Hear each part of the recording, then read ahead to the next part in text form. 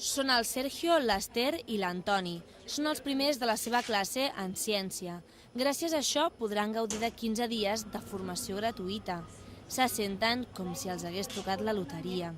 Són 50 seleccionats d'entre quasi un miler de candidats. És una gran oportunitat i a més jo crec que sempre és una injecció d'autoestima, saps? Perquè és que es van presentar 1.000 i han agafat només a 53 i que et diguin que tu estàs entre aquests 53 és tela, sí.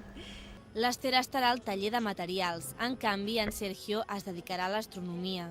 A la seva edat, 15 anys, els servirà per decidir què volen ser d'aquí a un temps. Fer-me idea de coses que encara no he fet o que encara no conec per poder saber com són, per poder saber si m'interessen, en definitiva, per saber si m'agraden.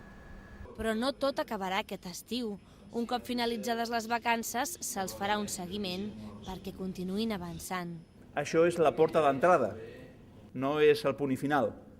I per tant, també intentarem donar, mentre estigueu al batxillerat, suport a la formació científica i també un reforç a la llengua anglesa.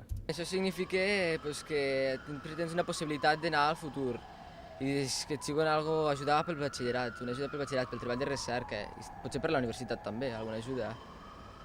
I a part conèixer gent nova i coses noves. Encara no saben a què es dedicaran. Potser arribin a ser astròlegs o metges.